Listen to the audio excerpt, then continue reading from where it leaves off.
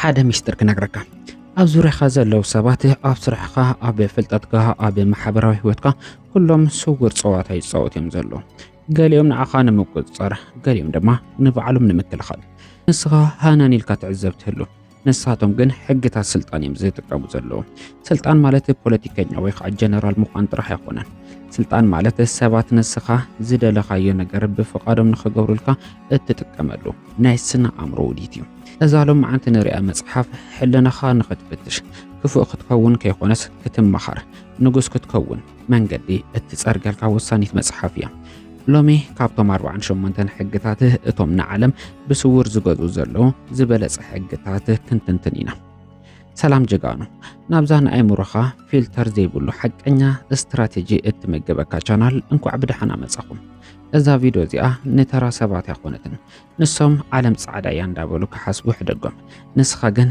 እቲ ጸሊም ናይ ስልጣን ሚስጥር ክትፈልጦ ተደሊኻ እንኳዕ ደሓና መጻኻ ነዚ ሓያል ሚስጥር ንምፍላጥ እድልውን ተኾንካ ሕዚ ነታ ላይክ እትብል ምልክት ንኸኣያሞ ኣብዛ ቻናል እውን ወትሩ ተመሳሳሊ ትምህርቲ ክትረክብ እንተደሊኻ ሰብስክራይብ ብምግባር ናይ ደውል ምልክት ጽቐጣ ሮበርት ግሪን ካብ ዘቐመጦም 48 ሕግታት እታ ቀዳመይቲ ሕጊ ንጉስ ክትከውን እንተደሊኻ ፈጺምካ ክትሕሶ ዘይብልካ ሕጊ እዩ ንሱ እንታይ እዩ ናብታ ሓደገኛን ቀዳመይትን ሕጊ ካስክረካ ሓቢርካ ንጽናሕ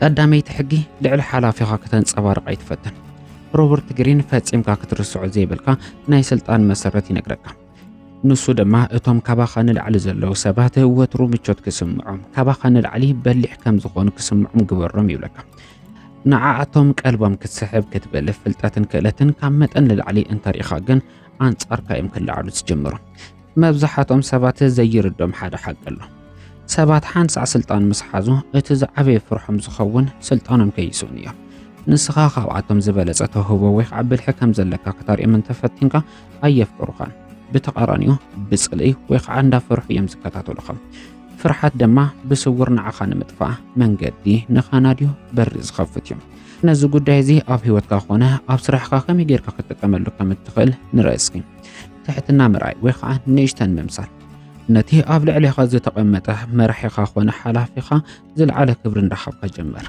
ሓሳብ ከተቐርብ ከለኻ እዚ ፍልጠት እዚ ካብቲ ናትካ ምኽሪ ዝተበገሰ እዩ ብምባል ነቲ ክብሪ ንዕኡ ሃቦ ንሱ ካባኻ ዝረኸቦ ክብሪ ተጠቒሙ ንስኻ ከይትጉዳእ ብምክልኻል ድማ ዋጋኻ ይህበካ ብርሃንካ ሕባ እዩ ካባኻ ንላዕሊ ዘለው ሰባት ንዓኻ ከም ስጋት ክርእዩኻ ኣይትፍቀደሎም እቲ ዝበለፀ ዓቕምኻ ብስቕታ ጥራሕ ስርሐሉ እቲ ውፅኢት በዓሉ ክዛረብ ክጅምር ከሎ ንመራሒኻ ጽላል ኩኖ ግዜኻ ሓሉ መራሒኻ በዓሉ ክወድእ ክጅምር ከሎ ወይ ከዓ ዓቕሚ ክስእን ከሎ ሽዑ እቲ ዝነበረ ብርሃንካ ወይ ከዓ ዓቕምካ ኣውፅዮ ሽዑ ንጉስ ክትከውን ክትጅምር ኢኻ ካብዚኣ ክትርስዕ ዘይግበአካ ነገር እንተሃሎ እቲ ስልጣን ንመንነትካ ዘይኾነስ ንስትራቴጂካ እዩ ዝስዕቦ ንልዓሎት ሰባት ክተኽብሮም ከለኻ ንስኻ ባዕልኻ ናብ ጠርዚ ስልጣን ትድይብ ከም ዘለኻ ክትፈልጥ ኣለካ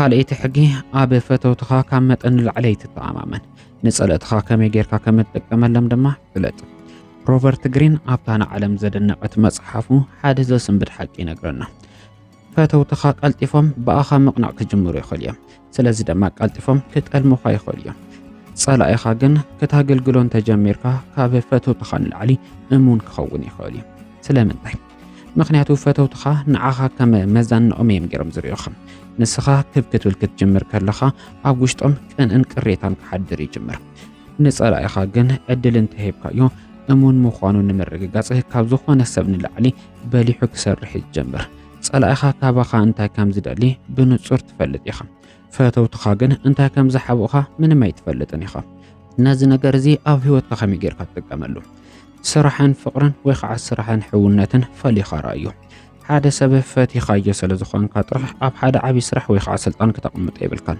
ዓቕሚ ዘለዎ ሰብ ጥራሕ ሃሰስ በል ካብ ቀንኢ ተጠንቀቕ ፈተውትኻ ንዓኻ ንምጉዳእ ዘይኾነስ ብሰንኪታ ውሽጦም ዘሎ ናይ ምስኣን ስምዒት ክጠልሙኻ እዮም ዝጅምሩ ንጸለእትኻ ተጠቐመሎ ጸላእ ዘይብሉ ሰብ ክቱር ምስለይነት እዩ ዘለዎ ጸላእ ክህልወካ ከሎ ንሳቶም ንዓኻ ወትሮ ንኽትነቅሕ ንኽትዳሎ ዝገብሩኻ ዓበይቲ መተባብዕኻ እዮም ኣብዛ ነጥብ እዚኣ ክትርስዖ ዘይብልካ ኣብ ፀዋታ ስልጣን እሙንነት ዝዕቀን ብስምዒት ዘይኮነስ ብጥቕሚ እዩ።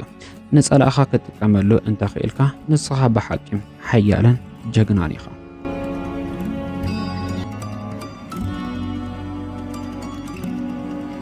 ሳልሰይቲ ሕጊ ዕላማኻ ሕባ።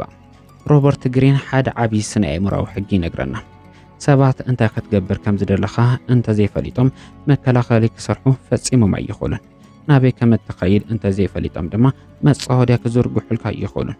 መብዛሕትኡ ሰብ ቁኑዕን ተፈታውን ክኸውን ኣለኒ ብምባል ኩሉ ሓሳባቱን እስትራቴጂኡን ንኩሉ ሰብ ይዛረብ። እዚ ግን ፍቕሪ ዘይኮነስ ድኽነት እዩ ዘምፀሉ። ሓሳባትካ ግልፂ ምዝኸውን ሰባት ቀልጢፎም ክግምትዎ ይኽእሉ እዮም፣ ክቆፃፀሩኻ እውን ይኽእሉ እዮም። ኣብ መወዳእታ ድማ ሙሉእ ንሙሉእ ክስዕሩኻ ይኽእሉ እዮም ክብል እቲ መፅሓፍ ይመኽረካ። እቲ ዝበለፀ እስትራቴጂ ግን ብምስጢር ምጓዓዝ እዩ። ነዚ ኣብ ህይወትካ ኮነ ኣብ ስራሕካ ከመይ ጌርካ ከም እትጥቀመሉ እስክንርአ ናይ ሓሶት መንገዳር እዮም። ሰባት ሓደ ነገር ክትገብር ከም ዝደለኻ ጌርካ እእምኖ። ንሳቶም ናብቲ ዘርእኻዮም ወገን ክንቀሳቀሱ ከለዉ ንስኻ ግን ነቲ ሓቀኛ ዕላማኻ ብኻሊእ መንገዲ ፈጽሞ። ብዙሕ ኣይትዛረብ። ብዛዕባ መጻኢ ውጥንካ ብዛዕባ እትደልዮ ነገር ክትፍጽሞ እትሓስብ ዓብዪ ስጉምትታትካ ኣብ ማሕበራዊ መራኸብታት ይኹን ኣብ ቅድሚ ሰባት ኣይተውፅኦም። ስቕታ እቲ ዝዓበየ መከላኸሊ እዩ። ልሙድ ምስሊ ከም ኩሉ ሰብ ተራ ልሙድ ምሰል ሰብ ተራ ሰብ ኢሉ ክንዕቀካ ክጅምር እዩ። ንስኻ ነዚ ዕድል እዚ ተጠቒምካ ኣብ ውሽጥኻ ዘሎ እቲ ዝዓበየ ፕላን ከተሰናዶ ግዜ ክትረክብ ኢኻ። ኣብዚኣ ክትፈልጦ ዝግበአካ ሓደ ዓብዪ ሚስጥር ስልጣነ ኣብቲ ሰባት ብዛዕባኻ ዘይፈልጥዎ ነገር ዝተመርኮሰ እዩ። ንስኻ ዘይፍለጥ እንትኾንካ ንስኻ ዘይትሰዓር ኢኻ ማለት እዩ።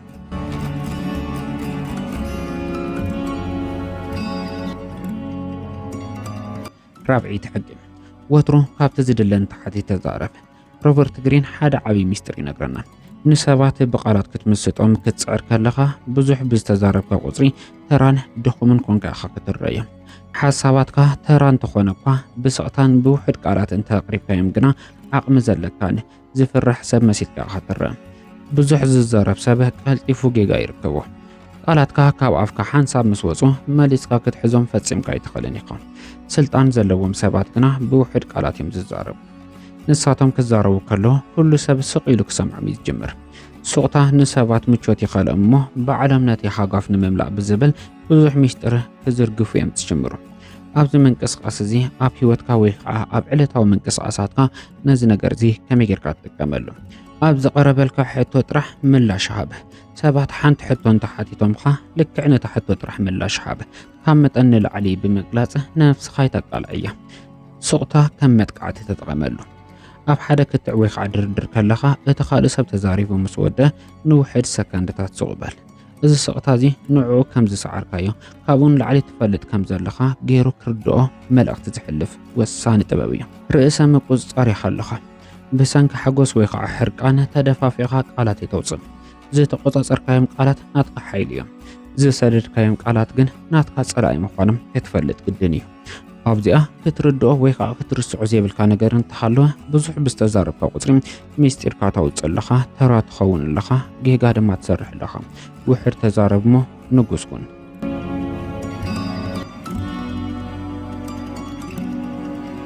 ሓምሸይቲ ሕጊ ብግብሪ እምበር ብኽትዕ ፈፂምካ ኣይክትዕወትን ኢኻ። ሮበርት ግሪን ሓደ ዓብዪ ናይ ስነ ኣእምሮ ሓቂ ይነግረና። ብኽትዕ እትረኽቦ ዝመስለካ ዝኾነ ዓወት ሓቀኛ ዓወት ኣይኮነን። እቲ ዝረኸብካዮ ዓወት ሃሳስ እዩ። እቲ ኣብቲ ካልእ ሰብ ዝሕደርካዮ ቂምታን ፅልእን ግን ንዘለኣለም ክቕፅል እዩ። ሰባት ከተኽብሮም ከለኻ ሓሳቦም ክቕይሩ ኣይኮነን ዝፅዕሩ፣ ነፍሶም ክከላኸሉ እዮም ዝፍትኑ። ንስኻ ብቕንጭልጫል ቃላት ክትስዕሮም እንተፅዒርካ ነቲ ናቶም ኢጎ ክተቕሰሎ ኢኻ ትጅምር። ዝቆሰለ ኢጎ ድማ ወትሮ ሕነ ምፍዳይ ጥራሕ እዩ ዝሓስብ። እቲ በሊሕ በዓል እስትራቴጂ ግን ግዚኡ ኣብ ክትዕ ኣየጥፍእን። ንሱ ብስቕታ ይሰርሕ እሞ ብውፅኢቱ ንኹሉ ሰብ ኣፉ ይዕፁ። እዚ ኣብ ህይወትካ ከመይ ጌርካ ትጥቀመሉ? ኣይተብርሀሎም፣ ኣርእዮም። ሓደ ሓሳብ ሓቅነቱ ንምእማን ብዙሕ ኣይትዛረብ። እቲ ሓሳብ ክሰርሕ ከም ዝኽእል ብተግባር ኣርእዮም።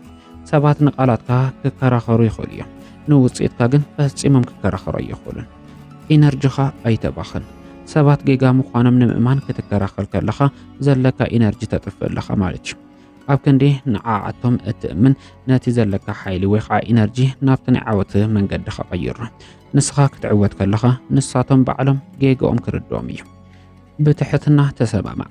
ሓደ ሰብ ዘይረብሕ ክትዕ ከምፅእ ከሎ እወለክዕኻ በሎሞ ስራሕኻ ቀጽል። ንሱ ከም ተዓወተ ክስምዖ ከሎ ንስኻ ብስውር ንስራሕኻ ሒዝካ ንቅድሚት ስጉምትኻ ቀጽል። ኣብዚ ክትርስዖ ዘይብልካ ቃላት ርካሽ እዮም። ግብሪ ግን እቲ ዝዓበየ ዘይስዓር ስልጣን ሒዙ ዝመጽእ። The 48 Law of Power ንዓለም ብኻሊእ መነጽር ክትሪኣ እትሕግዝ ወሳኒት መጽሓፍ እያ። ሎሚ ዝረኣናዮም 5 ሕግታት ካብ ሓለፍትኻ ንላዕሊ ዘይምንጽብረቐ ንጸልእትኻ ምጥቃም፣ ዕላማኻ ምሕባእ፣ ውሕድ ምንዝራብ ከምኡውን ብግብሪ ምዕዋት እዚኦም መጻወዳታት ዘይኾኑ ኣብ ሓደገኛ ዓለም ርእስኻ እተብቅዐሉ ዓበይቲ ዋልታታት እዮም። እዛ ቪድዮ እዚኣ ዓይንኻ እንተኸፊታትልካ ላይክ ብምግባር ምስክር ኩን። ኣብዛ ቻናል ወትሩ ካብ ኩሉ ሰብ ብብልሒ ክትቀጽል እንተወሲንካ ድማ ሰብስክራይብ ብምግባር ናይ ደወል ምልክት ብምጽቃጥ ስድራ እዛ ቻናል ኩን። ኣብ ኮሜንት ድማ ሎማዓንቲ ካብዚ ተምሃርናዮም 5 ሕግታት እታ ዝመሰጠትካ ጽሓፈለይ። ክሳዕ ብኻልእ ናይ ሚስጥር ስትራቴጂ ቪድዮ ንራኸብ ድማ ንቑሓትን ሓያላትን ኮንኩም ተጸበዩኒ። ሰላም ኩኑለይ።